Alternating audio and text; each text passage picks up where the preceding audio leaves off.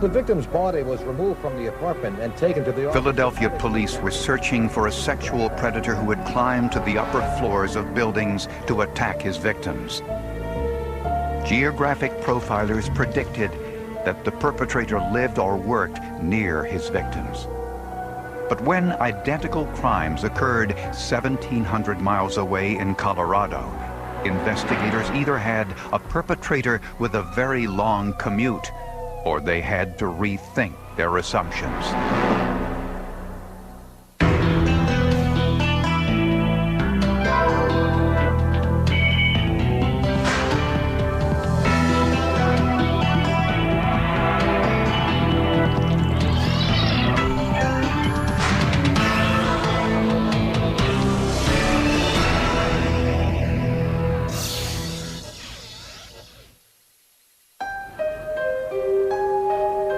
Rittenhouse Square in Philadelphia, Pennsylvania. On sunny days, the park is filled with sunbathers and joggers. Many are students at the nearby University of Pennsylvania. In 1998, Shannon Schieber lived just a few blocks from the square. She was 23 and a graduate student at the university's prestigious Wharton School of Business. She was pursuing a PhD program in insurance, but always interested in a challenge. She was also simultaneously pursuing a degree in finance. To her parents, Vicki and Syl Schieber, Shannon was all they could have hoped for in a daughter. Shannon was a very happy person. She was inquisitive. She wanted to learn about everything, always a bundle of energy, 1,000 questions. Every time you went somewhere, she had to know, how did this happen, or what made that do it that way? She was extremely bright. She was competitive. In her writing, she wrote because she wanted to win ribbons.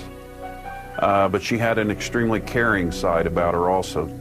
She had a more diverse group of friends, I think, than almost anybody I've ever known. Shannon excelled at everything she did. Her senior year in high school, she was president of the student body when another president came by to announce he was running for re-election. When attending undergraduate school at Duke University, she was president of the freshman class and co-captain of the equestrian team.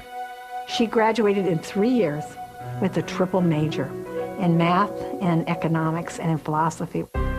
From there, Shannon moved to Philadelphia to attend graduate school. She rented a second-floor apartment near Rittenhouse Square because the area was considered safe. On the night of May 7, 1998, Shannon spent the evening at home.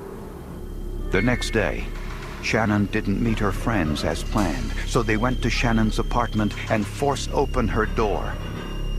Shannon's friend broke the news to the Schiebers. And she just told me we needed to get there right away and that something bad had happened. I said, Sam, you have to tell me. I have to know. She told us that she was dead. She had run a bath. There was a paper, so we knew that she was studying. The killer had somehow managed to climb up to a second-floor balcony and enter through a sliding glass door. There was evidence of a struggle. Books had been knocked off the shelves on one side of her bed. She was strangled and sexually assaulted. Her camera, necklace, and pen were stolen. Blood, presumably that of the killer, was found on the bed, the wall, and on the outside balcony. We assumed that he was either bitten or somehow he got cut. The blood on the balcony railing was proof he had left this way. Police knew the perpetrator was experienced in gaining entrance to upper-floor apartments, but they would need more information than that to find him.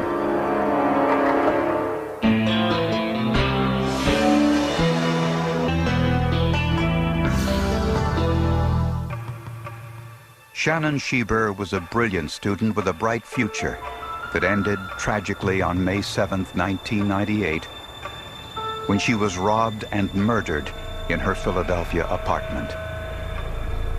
There had been no witnesses, and none of the police leads revealed anything of value. After investigating for 8 months, police were at a standstill. The first break in the case came from an unlikely source. And then that's looking from her. An anonymous informant called the Philadelphia Inquirer newspaper to leak some confidential and highly embarrassing information about the Shannon Schieber murder investigation to the press. This person said it's a shame about Shannon Schieber because the department has blown off 2 earlier cases that were part of this pattern, and if we picked it up earlier, maybe we could have headed this off. I'm virtually certain it was a senior police officer. Investigative reporters from the newspaper dug a little deeper, uncovering evidence that the police covered up several earlier rape cases in order for the city's crime statistics to look better than they really were. Philadelphia police had a long-standing practice of deep-sixing sexual assault complaints of at least 20 years. It wouldn't be coded as a true crime, it was just taken off the books entirely. 2 of those crimes were rape cases never reported that happened a year before Shannon Schieber's murder with the same MO. All of the victims were young females who lived alone and had no boyfriends or animals. Our reporting showed that typically it was the most powerless victims who were subjected to this treatment. Homeless women, African-American women, women who had no clout to protest. One of these earlier victims got a brief look at her assailant. A police sketch artist put together this composite. He was described as a tall, slender, light-complected male, well-groomed in his mid-20s. There was a task force created. There were undercover police, plainclothes policemen brought in. The composite was circulated. We knew we were dealing with someone very agile, very thin, probably very, very athletic. We had checked basically all the athletic clubs in the city and the surrounding area. In July of 1999, Boyle and Perry turned to FBI profilers for help. Based on knowledge gained from prior offenders, the profilers believed that the rapist was familiar with the neighborhood, comfortable being out late at night, and had probably been involved in other peeping Tom or voyeuristic activities in the past. 15 months after Shannon Schieber's murder, the Center City rapist claimed his 6th victim. This time, he removed 14 screws from a set of burglar bars to gain access to a ground floor apartment. We were horribly saddened, and we talked to the parents of the young woman who was attacked, and they called us, they reached out to us, and we chatted at some length with both the father and the mother. But it gave us hope at the same time. We were devastated that now there was a chance that someday the guy who caught Shannon would be in prison, and that was always very important to us. After the 6th attack, Detectives Boyle and Perry took another step.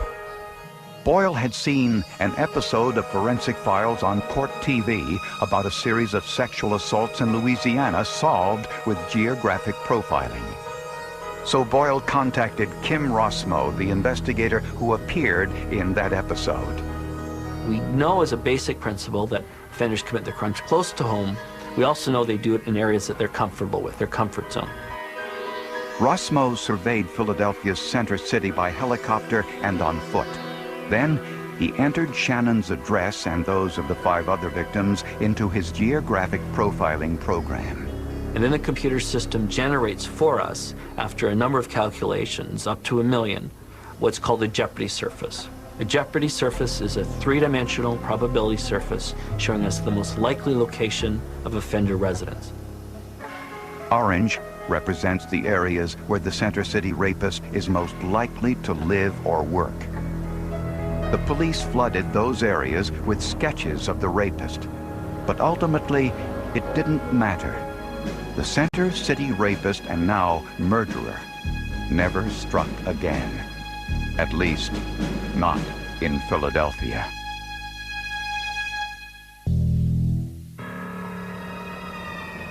Shortly after the Center City rapist claimed his 6th victim in Philadelphia, the crimes mysteriously stopped. Police had a number of theories. The perpetrator struck only during the spring and summer. When the summer of 2000 came and went without an incident, police feared he had fled Philadelphia and might never be caught. Investigators suspected the perpetrator was a college student who lived in Philadelphia during the summer but went to school out of town. What they didn't know was 1,700 miles away, in Fort Collins, Colorado, there was a similar rapist committing crimes in the exact same way. The suspect was entering by removing screens and climbing in through the windows. And then once inside, the suspect was taking control of the victim while the victim was sleeping. The attacker struck 5 times during the spring and summer of 2001. He pulled pillowcases over his victims' heads and assaulted them. During the 5th attack, he made a mistake. He had entered the victim's apartment by way of a second-floor balcony. Crime Lab Supervisor Jeff Sabota took a portion of the balcony railing back to his lab and sprayed it with ninhydrin, a chemical used to uncover fingerprints on porous surfaces. The ninhydrin reacts with skin oil, causing fingerprint ridges to turn purple. An hour later, he got the results. 3 perfect prints. Put his palms here, placed his left hand, leaving his left thumbprint in left ring and left little finger, and then jumped over. Fort Collins mailed photographs of the prints along with a description of the attacks to police departments all across the country, asking for assistance. The letter caught the attention of a police clerk in Philadelphia. She thought of the Center City Rapist, which he was called at the time, and she contacted the Special Victims Unit, Detective Latour. Detective Latour then contacted the Fort Collins Police Department. When DNA from the rape test kits in Colorado were compared to blood found in Shannon Schieber's apartment, the DNA matched. When they called back to say that they had, in fact, done a comparison and that the samples match, it was overwhelming.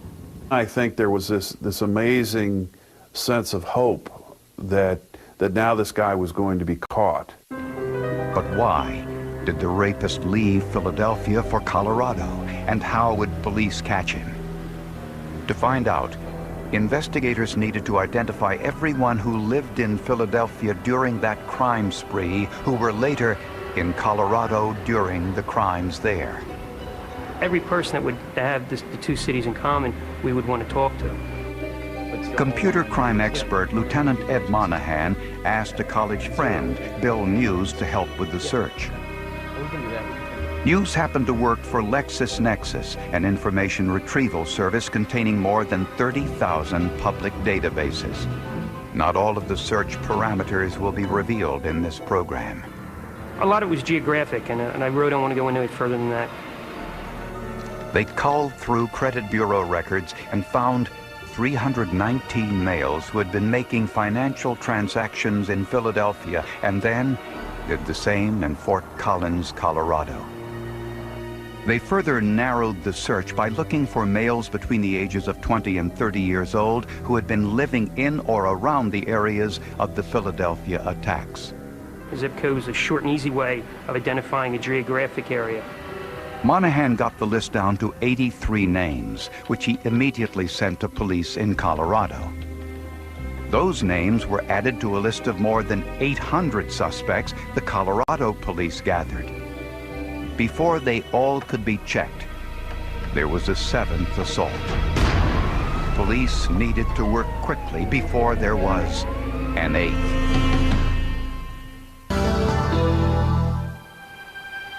By now, police knew that the Center City Rapist in Philadelphia was now in Colorado, committing similar crimes there. There had been a total of 1 murder and 12 sexual assaults, 5 in Philadelphia, 7 more in Fort Collins, Colorado. In September 2001, Colorado police were methodically investigating potential suspects and running DNA tests when they received this letter. I'm sorry, but I can't let you catch me yet. Not in Colorado. I don't even like it here. I'm not a fan of cold weather. I don't even like going up to Fort Collins anymore. You guys are everywhere. I admit, I want to get caught. I don't like what I do. It keeps me at a distance from people, and I can't talk to anyone. It gets lonely. The letter contained details of the crimes only the perpetrator could have known. But it didn't contain any DNA or fingerprints. Ultimately, Detective Cochran concluded that the rapist was trying to sidetrack the investigation. We allowed the suspect to lead us in a different direction because of this letter, that ultimately we might miss somebody. Colorado police had received more than 1,000 tips. One call was from a woman who said she had dated a man who resembled the police sketch. The man's name was Troy Graves, a name that appeared on the list of suspects generated by Philadelphia police computer experts. Graves had worked for a bank in Philadelphia, not far from the victims' homes. Shortly after the last attack in Philadelphia, Graves joined the Air Force and was stationed at Fort Warren in Wyoming. Graves lived nearby in Fort Collins, Colorado, just a few miles from where the Colorado attacks occurred. The investigator was told by the girlfriend that Troy liked to take walks late at night, that he had trouble sleeping, that there might have been a prior sexual abuse history. Graves had once been reprimanded for peeping into a woman's room on the Air Force Base. And he was thin and athletic, physically capable of climbing up to second-story windows. Detective Neil Hysom contacted Troy Graves and asked him to come in for an interview. He was very well-spoken, very polite, so I was a little taken aback by that, but he did look and match the physical features. Hysom asked the usual questions that had been asked of hundreds of other suspects. I asked him if he would be willing to take a polygraph exam. Again, this was something I could use to exclude him, and he was definite on his answer to that. He told me not right now. He then asked Graves if he would agree to be fingerprinted. And his response was that felt weird to him. Nevertheless, Graves was taken to the police fingerprint expert, who ran a complete set of prints, paying close attention to the little finger, ring finger, and thumb on the left hand. Once Miss Fulton had rolled his fingerprints, I could tell by her reaction when she rolled them that she knew. Troy Graves' fingerprints matched the prints from the 5th victim in Colorado. And when Graves' blood was analyzed, his DNA matched the blood left at Shannon Schieber's apartment. Troy Graves' multi-city rampage was over.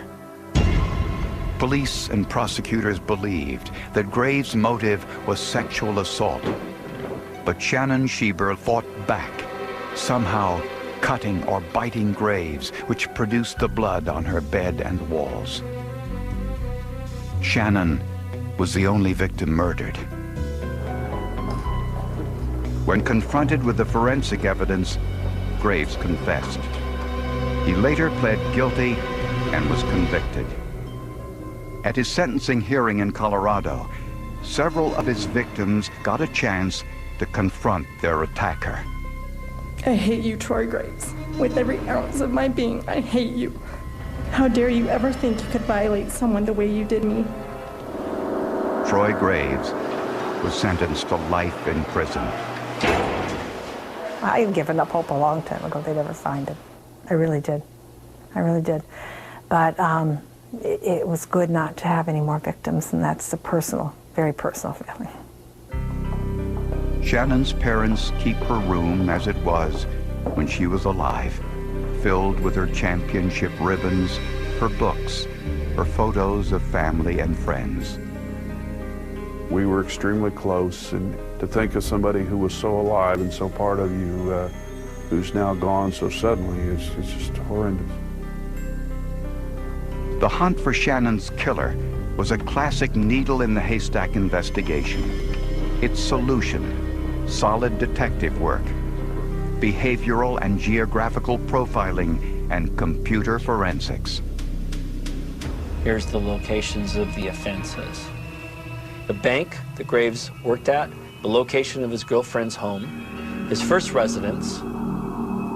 The assaults all took place along routes that Graves would have traveled from his 2 rented apartments to his girlfriend's home and to work. These crimes are usually of the more serious nature, and any edge that you can give to help the investigators, great. We like to think of geographic profiling as just one more tool in your toolkit. I think it's important to realize that no profile can solve a crime. You need physical evidence and witness or a confession to do that. And it's going to be the detective in charge that solves it. We just play a small support role. Computers don't solve crimes. Detectives solve crimes. And even in this instance, I think it's a really great example of detective work and technology. Powers of the DNA evidence today, and the specialists that you can go to, from the geographical profiler to the FBI profiler to the use of the computers. It's changed how we do our job, how we do an investigation. Forensic science is where it's at today.